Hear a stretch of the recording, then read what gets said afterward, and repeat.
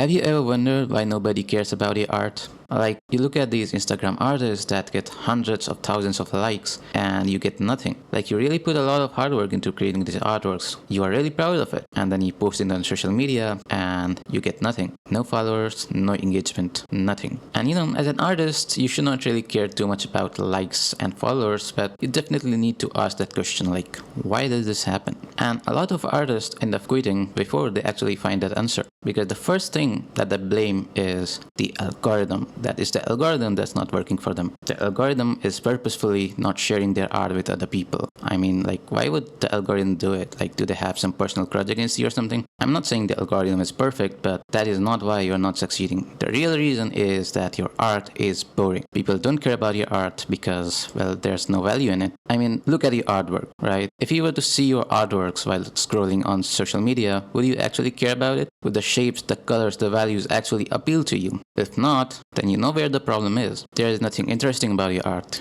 Your art is failing to capture people's attention. And unless you fix that, you really won't grow. So, how do you become a more interesting artist? How do you be not boring? Well, there are two things you can do. First is you can be more interesting as a person. Like, if you cannot make people care about your art, you can make people care about you. Either is it through your humor, is it through your quirkiness, or whatever. As long as you can entertain people, people would care. But the problem with that method is that it's not really a possibility for people like me. Like, I am an introvert and yeah, I really cannot do that. I am not funny. So I don't think I am very entertaining. So what I need to do is the second option, which is to improve my artworks, make my artwork more interesting and connect through that. So how do you do that? Well, there are a few things that you need to improve on. And first is consistency. Consistency means that you need to work regularly. You need to make art regularly and you need to show that art to your audience regularly. The more you show your art to your audience, the more they will connect to it. And the more they connect to it, the more they will want to see from you. And that's how you create value. That's how you create interest. If you're not posting anything, then people will just forget about you. They will not care about your art. Like, if you want to build that relationship with your audience, you really need to show up more and give them more. And that's one advice that I think I need to apply to myself, because I think I really struggle with consistency myself. I think it's one of the hardest things to master, consistency. Like, I make a routine for myself every time, and every time I end up not following that routine. So it's difficult, but it's not something that is not under your control.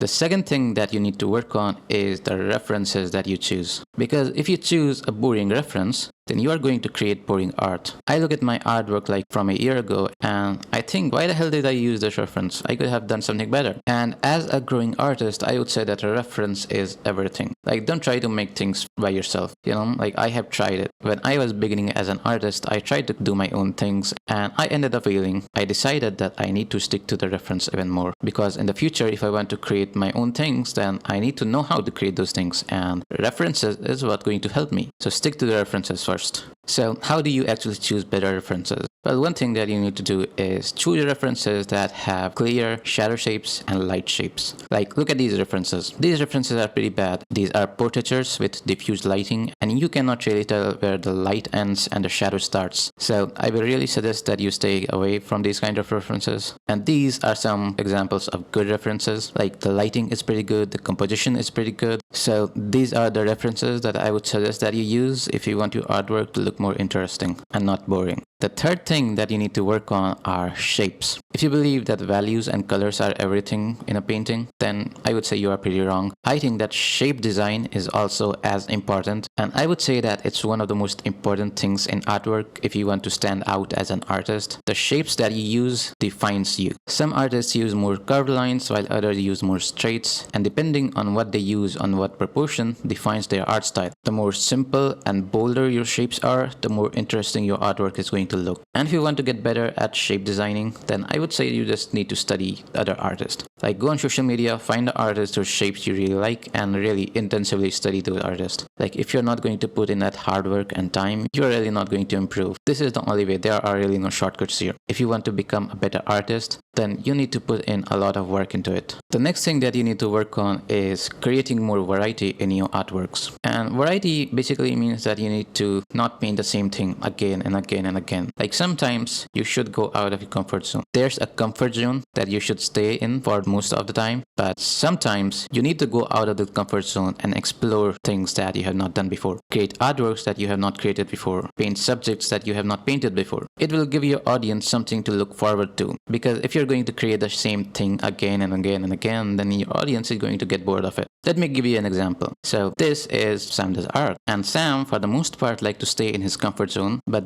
there are certain times when he tries to do something new. If you look at his Instagram profile, like you can literally see the variety of artwork that he has on his profile, and it just creates more intrigue about his artwork. You are always waiting for his artwork because you want to know what he's creating next. He's always experimenting. Either it's exploring a different art style, or painting different genres of art, or painting different subjects, but he's always doing something new. That's why I always look forward to his art. The last point that I would mention is that you need to keep evolving as an artist. You have to keep learning, you have to keep improving. If you look your artwork 2 years ago and compare it from today and they look the same, then you have not improved or evolved. And for me personally, that's kind of boring. Like, how long are you going to do the same things? When people see that you are not really making any progress, people kind of lose interest. And I'm saying that from my personal experience. Like, I have followed a lot of artists. I see their artworks over the years. I am following them for a long time, and when I compare their artwork from a few years ago to now, I don't really see much change, and it makes me think that perhaps they are not interested in learning anything anymore. They have found their comfort zone and they want to stick to that comfort zone, and that's kind of boring to me. I want to see artists that keep growing, that keep evolving, that keep giving me something new, because if an artist stays the same, then I really have nothing to learn from him anymore, right? I have studied his previous work and I'm waiting for him to improve, get better, so that I can study him and I can get better. And yeah, this was the video, and I will see you in the next one. Goodbye.